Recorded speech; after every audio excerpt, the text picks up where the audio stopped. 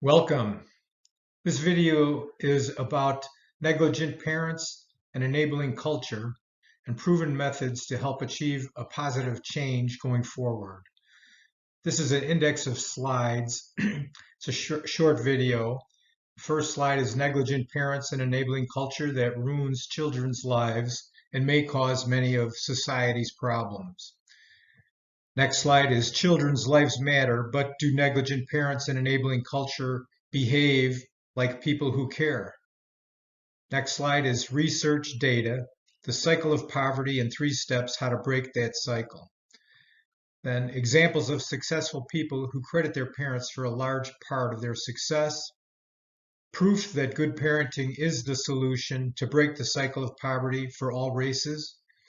Then the elephant in the room, does racism still prevent escape from the cycle of poverty? And then research proves the method to really help is empowering, not enabling.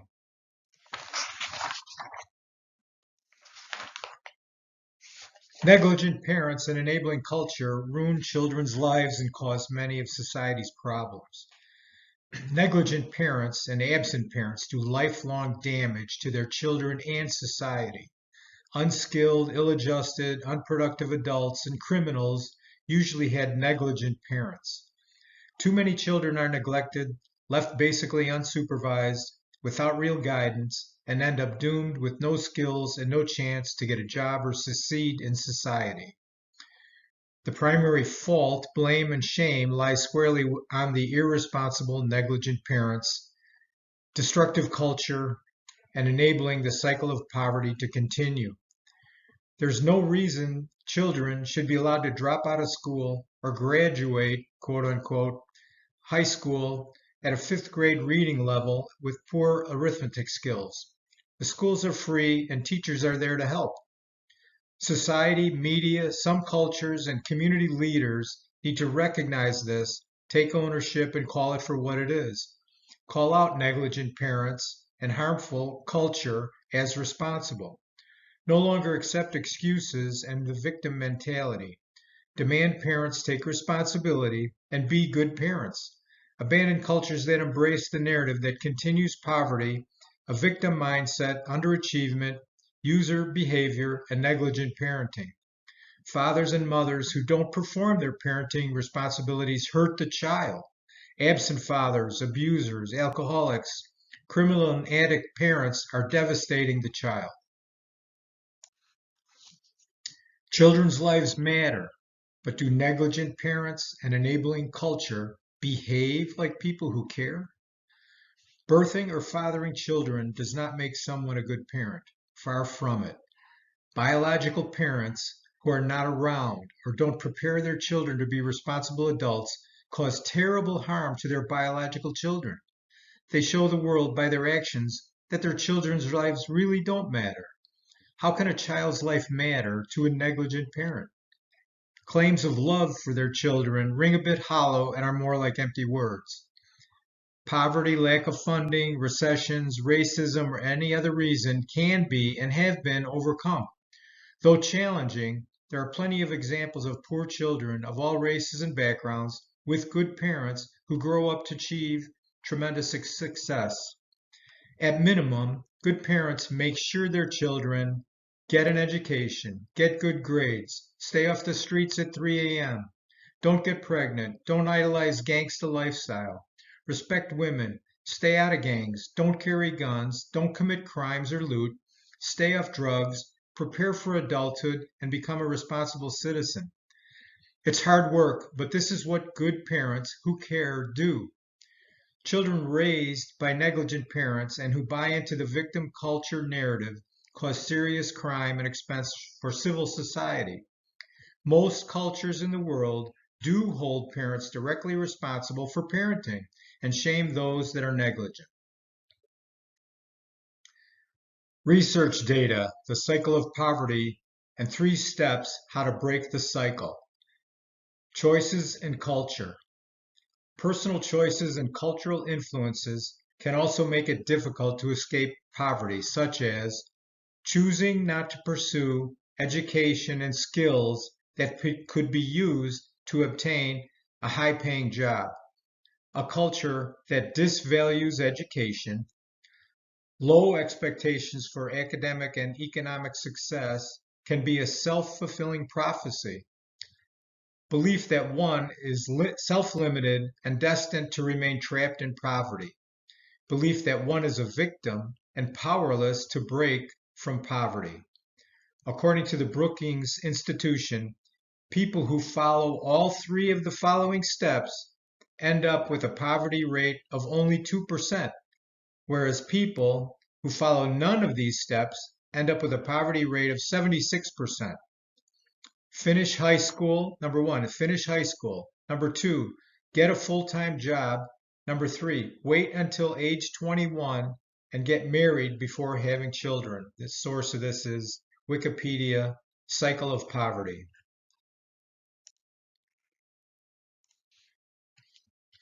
Examples of successful people who credit their parents for a large part of their success. Colin Powell, Bill Russell, Condoleezza Rice, Doc Rivers, DJ Khaled, Thomas Sowell, just to name a few. Thomas Sowell is a Harvard and Stanford award-winning Black author and social theorist writing about Black culture. He states, systematic racism is unproven propaganda repeated long enough and loud enough until it is believed and people cave into it. For those that are convinced that racism is still the main reason for the cycle of poverty, how do you answer Thomas Sowell? Do those people have more experience on the subject than he? Cancel culture has made some people feel guilty and afraid to be labeled racist if they don't go along with the narrative. Sowell is obviously not racist. He's looking for true progress. Please read his books and watch his YouTube videos. Proof that good parenting is the solution to break the cycle of poverty for all races. Friends of the Children is a nonprofit founded in 1993 by a neglected child of alcoholics. The organization provides substitute parent-type mentors they call friends to troubled children, providing time, guidance, and hope. Their results prove good parenting is a solution. They say our model was founded on research showing that the single most important factor in overcoming childhood adversity is a long-term, nurturing relationship with a consistent and caring adult. Friends spend about 3 or 4 hours per week with a child.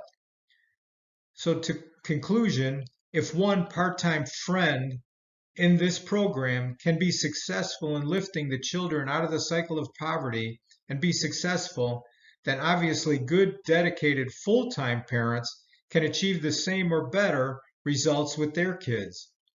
Logic would conclude 2 good parents are better than just one, as 2 mean more time and attention for the child.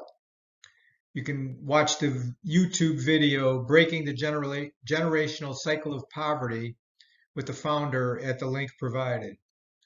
Our hope is that all cultures and society would recognize that the lack of good, dedicated parents is the primary problem in continuing the cycle of poverty and dooming kids to failure. It's not the victim attitude and not poverty itself, race, police, school, or any other challenges that all can be overcome. If cultures would change and community leaders would demand good parenting in all circumstances, more positive results will happen and improve lives.